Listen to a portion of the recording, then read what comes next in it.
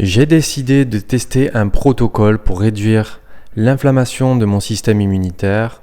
3 semaines sans sucre, sans lait et sans gluten. Bonjour et merci de m'accorder de votre précieux temps. Je m'appelle Cyril et j'ai du psoriasis depuis une dizaine d'années. Du coup, j'ai décidé de lancer cette chaîne YouTube pour aider d'autres personnes et faire part de mon expérience concernant le psoriasis. Et j'ai surtout décidé d'en guérir. J'en ai parlé dans ma précédente vidéo. Je vous mets le lien par ici ou par là. Et c'est vraiment quelque chose dont je souffre. En fait, vous voyez, je mets une casquette.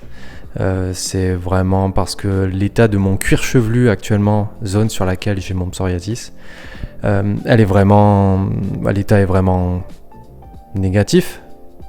Ouais, on pourrait dire ça. Du coup, c'est vraiment... Je mets une casquette parce que je n'ose pas montrer l'état de mon cuir chevelu. J'ai décidé de faire plusieurs vidéos YouTube sur le sujet. C'est un peu le fil rouge de la chaîne, même si je vais parler de plein d'autres choses. Mais voilà, je commence ma série de vidéos en parlant du psoriasis parce que c'est finalement une maladie qui m'a poussé à m'intéresser en profondeur sur les 5 piliers sur lesquels nous reposons tous, à savoir mieux manger, mieux dormir, mieux respirer, mieux penser et mieux manger. Et justement, à travers mes recherches, je suis tombé sur The Autoimmune Fix de Tom O'Bryan. Donc, c'est un livre dans lequel il parle de comment réduire l'inflammation causée par toutes les maladies inflammatoires dans notre assiette, spécifiquement. Je vous mettrai le lien du livre, le lien Amazon du livre en description. Donc si ça vous intéresse, il vous suffira juste de cliquer dessus, de l'acheter et ça vous permettra de rentrer vraiment en détail dans ce protocole. Alors, comment j'ai découvert ce protocole ? J'ai vu une vidéo de Matresume, pareil, je vous mettrai le lien de la vidéo en particulier qui m'a fait découvrir cette personne. Je vous mettrai le lien de son interview et de sa vidéo long format. Ça vous permettra de savoir de quoi il s'agit. Il a guéri son eczéma en 3 semaines.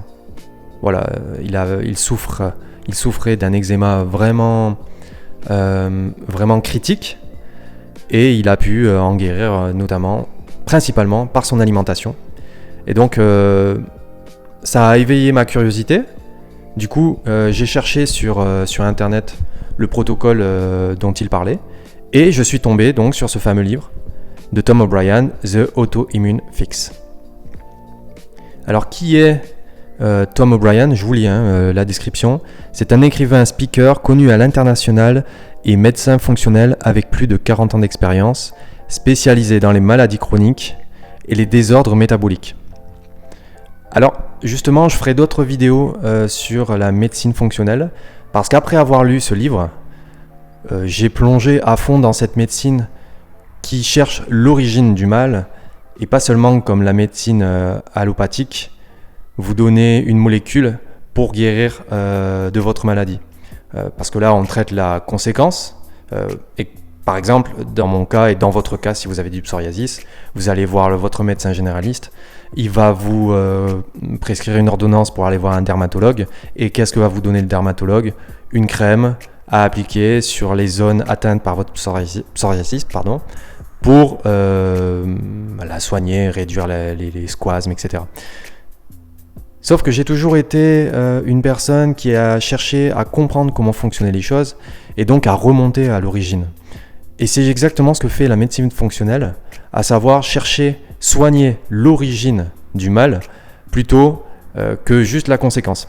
Et voilà, je vous ferai d'autres vidéos sur ce sujet, en particulier sur la nutrition fonctionnelle, la nutrigénomique. J'ai découvert des sujets passionnants grâce notamment à la chaîne de Georges Mouton, qui est un médecin fonctionnel francophone, qui habite actuellement au Luxembourg.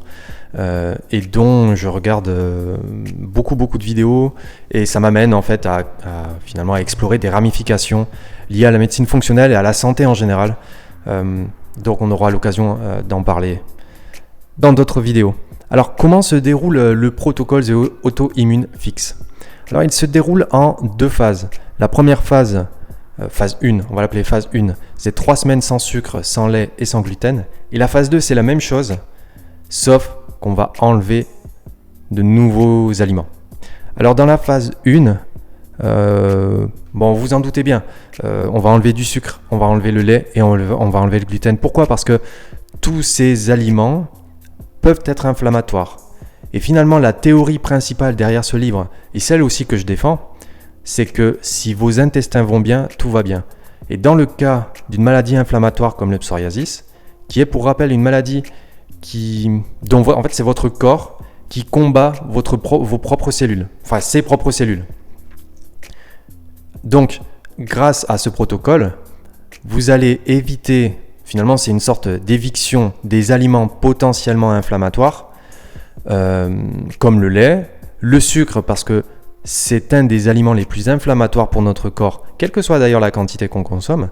Mais effectivement, si on en consomme en trop grande quantité, alors ça devient supra ou hyper inflammatoire. Le gluten, c'est la même chose. Par défaut, quand vous mangez du gluten, ça crée de l'inflammation et ça crée surtout une ouverture dans votre barrière intestinale. Voilà, ça chez tout le monde. Par contre, il y a des gens chez qui cette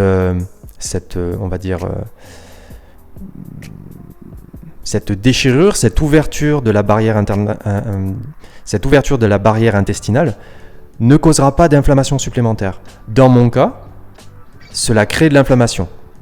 Donc, ma théorie principale, c'est que si je guéris mes intestins, alors je guérirai mon psoriasis. Même si le psoriasis est une maladie multifactorielle, donc il y a plusieurs causes potentielles, il y a plusieurs leviers sur lesquels agir.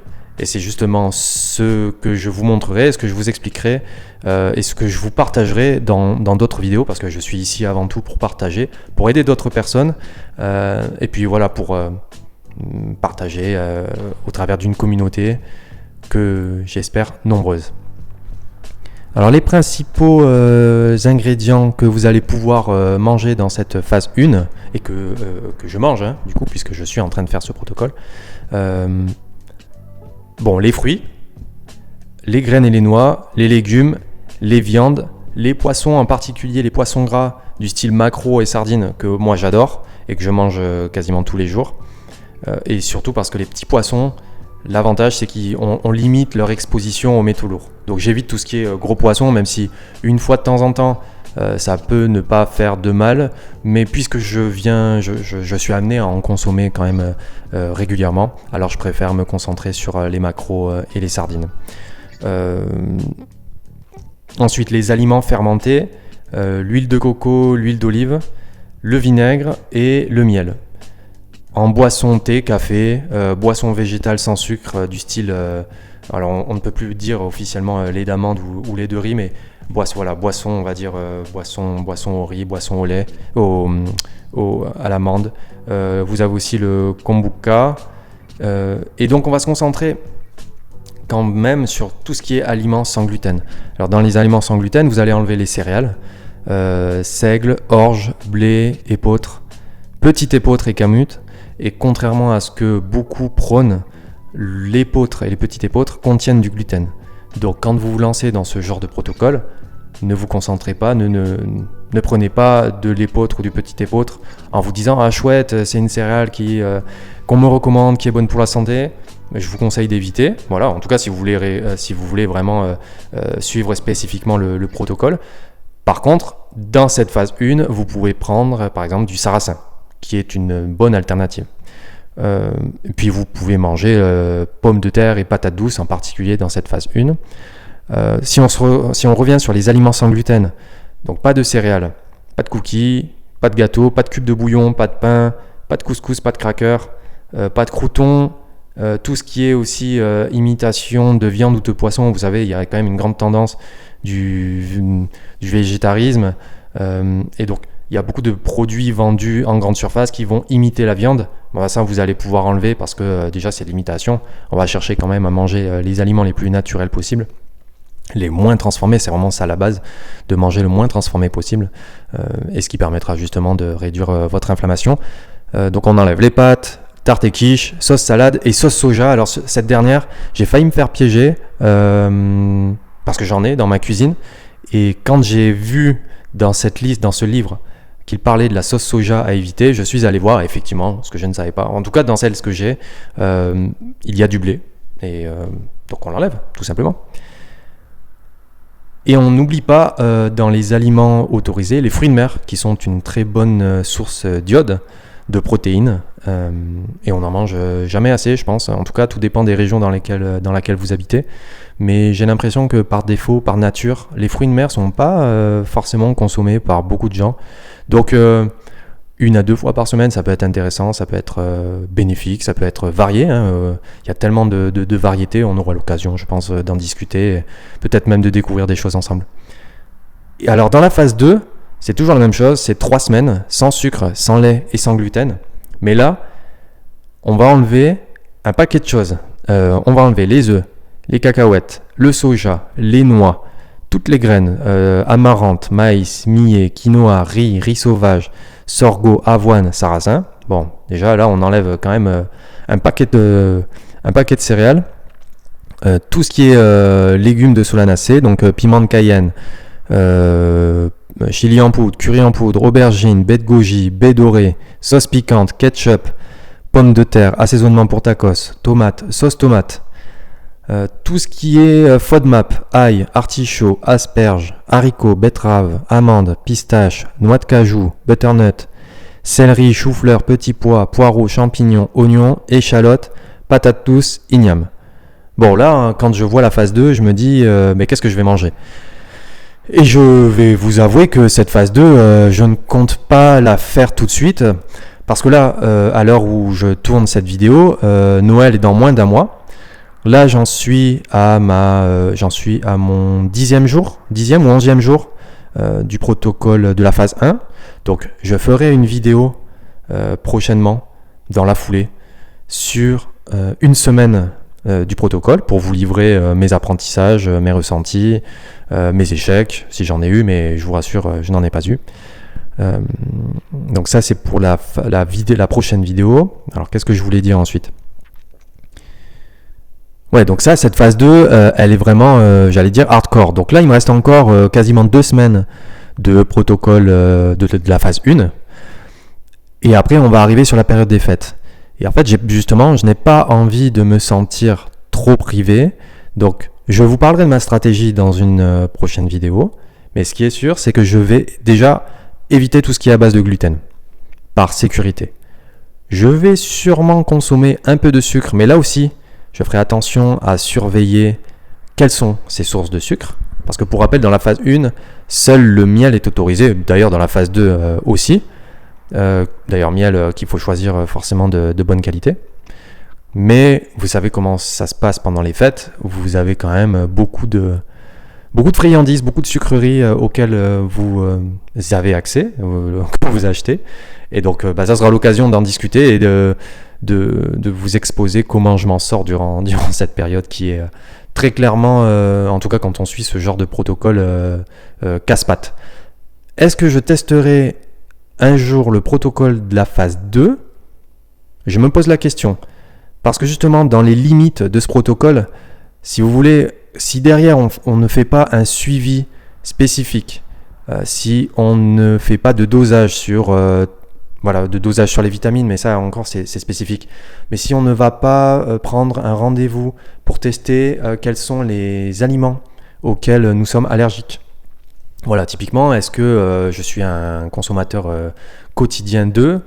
Suis-je sensible au blanc d'œufs ? Ça, je ne le sais pas. J'adore manger des cacahuètes, c'est actuellement mon hack pour justement, survivre à cette phase 1. Peut-être y suis-je sensible. Pareil, le lait, je l'ai retiré actuellement, mais j'aime bien consommer de temps en temps un yaourt aux chèvres, ou tout simplement faire une préparation culinaire sans gluten, style un gâteau sans gluten, mais en ajoutant du lait. Y suis-je allergique ? Ça pareil, je ne sais pas. Et donc, ça fait partie des limites de ce genre de protocole, c'est que vous allez suivre la phase 1 pendant 3 semaines, vous allez suivre la phase 2 pendant 3 autres semaines, et après le livre propose de réintroduire petit à petit les ingrédients que vous avez évincés, en commençant en priorité par ceux que vous consommez le plus régulièrement. Donc si je suivais la phase 2, je retirais les œufs, puis je les réintroduirais pour ensuite voir si j'ai des effets secondaires. Sauf que ça prend énormément de temps, c'est contraignant, c'est difficile mentalement, ça rajoute donc une source de stress, et pour rappel, le psoriasis est une maladie multifactorielle dont le stress est un des principaux leviers. Il faut être quand même tout à fait cohérent et honnête avec soi-même. L'alimentation, je pense, est un facteur principal, mais le stress, notamment le stress émotionnel, est un levier ultra important, je dirais même crucial, sur lequel agir pour guérir du psoriasis. Donc dans ce cas-là, dans cette phase 2, puisqu'on rajoute du stress, on rajoute du stress émotionnel et du stress physique, parce que vous allez évincer certains aliments et vous n'allez pas forcément les remplacer par son équivalent. Si on parle par exemple du gluten, quand on va enlever tous les aliments du gluten, potentiellement ça peut créer des désordres intestinaux, parce que les bactéries qui s'étaient créées suite à l'ingestion, au fait que vous mangiez des aliments à base de gluten, vont complètement disparaître. Et donc ça peut créer un déséquilibre. C'est pour ça que c'est là ce genre de protocole, quand on le fait soi-même, je trouve que ça fait un petit peu petit chimiste. Donc c'est ce que je fais actuellement, je fais le petit chimiste, mais je compte faire par la suite des tests génomiques pour vérifier notamment. J'aurai l'occasion de rentrer en détail dans ce genre de tests et sur certaines notions spécifiques, mais en priorité vérifier si je suis allergique au gluten. Allergique en tout cas, est-ce que maladie de cœliaque, je ne pense pas quand même, mais en tout cas hypersensibilité, j'ai quand même de fortes présomptions. Le lait, est-ce que je suis sensible ou allergique à la caséine ou au sucre du lait, au lactose, pardon. Il y a un test spécifique, le gène LCT, qui permet de savoir si on y est, si on est allergique, si on doit se passer de certains types de lait, ou en tout cas type du lait entier. Si je suis allergique au lactose, alors je ne pourrai pas consommer du lait entier. Par contre, je pourrais consommer des fromages à pâte dure. Voilà, c'est un exemple.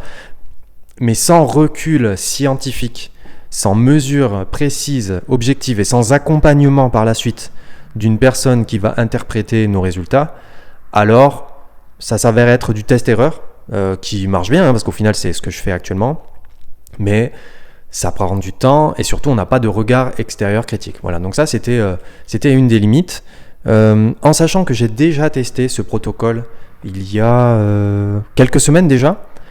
Je l'ai testé pendant, j'ai pas mesuré finalement, j'ai fait du sans sucre, sans lait et sans gluten pendant un certain laps de temps, mais on va dire 3 semaines. Je pense que ça devait être aux alentours des 3 semaines. Et puis dans la foulée, j'ai eu un mariage. J'ai résisté jusqu'à tard dans la journée du mariage. Et à la fin, j'ai craqué et j'ai mangé du sucre. Et le lendemain, j'ai mangé du gluten. J'ai mangé pas mal de choses qui font que je me suis dit, tiens, ça peut être une bonne idée, avant les fêtes de fin d'année, de refaire ce protocole de 3 semaines et du coup de le partager. Parce que tant qu'à faire... je teste des choses dont l'objectif est de guérir du psoriasis, et je trouve que c'est important. Je me dois, finalement, c'est un peu une mission, mais je me dois de le partager pour aider d'autres personnes à guérir du psoriasis. Et ce que j'avais déjà observé dans la phase 1, c'est un brunissement des taches de psoriasis que j'ai sur le cuir chevelu. Donc ça veut dire que l'inflammation est en forte réduction et que les croûtes, tôt ou tard, vont venir à tomber. Alors là, quand je regarde les croûtes que j'ai sur le cuir chevelu, il y en a certaines qui me font quand même bien peur parce qu'elles sont... en gros, je vais perdre des mèches de cheveux, hein, très clairement. Et j'ai une croûte, elle est très très grosse et large. Et dessus sont incrustés plein de cheveux. Donc ça, déjà, je sais qu'il va y avoir une sorte de trou. Alors, comme je n'ai plus beaucoup de cheveux de base, ce n'est pas grave. Une fois que les croûtes seront soignées, tombées, et bien de toute façon, je couperai très court. Et puis, on n'en parlera plus. Jusqu'à la prochaine fois, mais en tout cas voilà où j'en suis actuellement.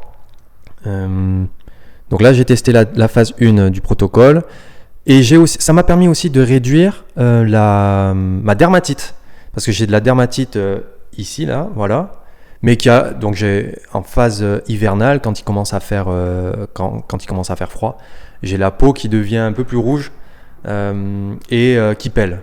Et en fait, depuis que j'ai réduit fortement ma consommation de sucre industriel, en sachant, ça je ne l'avais pas précisé dans la vidéo, j'ai suivi pendant plus de 130 jours un régime sans sucre industriel, sans sucre ajouté on va dire. Régime, je n'aime pas trop ce mot, mais j'ai retiré de mon alimentation tous les sucres ajoutés par l'industrie. Donc finalement, je me suis concentré sur ce qui était naturel. Et donc, finalement, je m'étais préparé d'ores et déjà à ce genre de protocole que je ne connaissais pas encore au mois de mai 2025, date à laquelle j'ai commencé le 10 mai 2025. Et pendant plus de 150 jours, je crois que c'était 140 ou 150 jours, je n'ai pas consommé de sucre industriel. Pour vous dire, je regardais notamment dans les chips, parce que du coup j'ai fait ce protocole pendant l'été, et j'ai mangé quelques chips, parce que ça fait partie des plaisirs d'apéritif que l'on a avec ma compagne, et je vérifiais dans la liste des ingrédients qu'il n'y avait pas de sucre ajouté. Donc j'en ai trouvé pas mal, notamment chez Brett, que je recommande, hein, c'est une marque de chips que je recommande, mais si on est tout à fait honnête, ça fait partie des aliments que vous ne devriez pas manger. Tout simplement parce que déjà, il y a l'huile de tournesol qui est quand même pro-inflammatoire. Et puis, les chips, ça reste quand même une dénaturisation du produit initial qui est la pomme de terre. Et puis, c'est un produit ultra transformé. Donc, quand bien même elles sont bonnes, elles ne sont pas bonnes pour la santé. Et donc, je les ai évincées. Peut-être que je serai amené à en remanger par plaisir, mais une fois que j'aurai quand même bien maîtrisé ce psoriasis et que je pourrai avoir une vie suffisamment normale, ou en tout cas où je ne serai pas obligé de mettre une casquette pour cacher mon psoriasis. Ben voilà. Ah oui, dernier point que je voulais ajouter, c'est que dans l'alimentation, dans la phase 1 que je suis actuellement, je n'ai que très peu introduit des prébiotiques et des probiotiques. Voilà. J'ai très peu introduit de prébiotiques et de probiotiques. Et j'ai aussi très peu introduit d'aliments fermentés. Ça fait, je sais pas, plusieurs années que j'ai envie de manger une bonne choucroute. Je pense que je vais être amené à acheter et à manger plus régulièrement du chou fermenté, puisque finalement c'est la base de la choucroute, c'est le chou fermenté, et ça j'adore. Je dois avouer que j'ai complètement la flemme de faire moi-même mes légumes fermentés. Donc, je vais plutôt les acheter et en consommer régulièrement pour venir nourrir le microbiote. Pour rappel, si vos intestins vont, tout va. Et je pense sincèrement que le psoriasis peut être majoritairement guéri par un intestin qui fonctionne bien et qui est en bonne santé. Mais, et c'est là où je reviens un petit peu sur cette notion de test à effectuer, je pense que tant que vous ne savez pas, et je m'inclus là-dedans, hein, tant que vous ne savez pas ce qui est le mieux pour vous en termes d'alimentation, en gros avoir une alimentation qui est vraiment personnalisée, alors le psoriasis et toute maladie inflammatoire, qu'elle soit de haut grade, qu'elle soit visible comme ce que j'ai actuellement, ou de bas grade, alors vous y serez toujours exposé. Voilà, c'est la fin de cette vidéo. Pour rappel, je vous mets le lien du livre dans la description. Je vous remercie de m'avoir regardé. Si vous avez des questions, n'hésitez pas à les poser en commentaire. C'est la première vidéo de ce type que je fais. Ça fait actuellement 26 minutes et 30 secondes que je filme. Les choses ne sont pas parfaites. Ma manière de parler n'est pas parfaite. Il y aura très peu de montage. J'espère que le son est bon. J'ai commandé des nouveaux micros pour justement améliorer tout ça. Mais en tout cas, je suis très content de partager tout ça avec vous. Et ce n'est que le début de l'aventure. Je vais tourner beaucoup de vidéos très régulièrement. C'est une sorte de challenge, c'est une sorte de mission, et c'est surtout la volonté de créer quelque chose, un mouvement d'ampleur. Voilà, j'aurai l'occasion de vous parler de différentes choses, mais voilà, je suis super content de publier cette vidéo, et si je peux ne serait-ce qu'aider une personne à aller mieux, à soigner son psoriasis, ou tout simplement vous avoir appris quelque chose dans cette vidéo, alors déjà ma mission, elle est accomplie. Je vous remercie et je vous dis à bientôt. Ciao.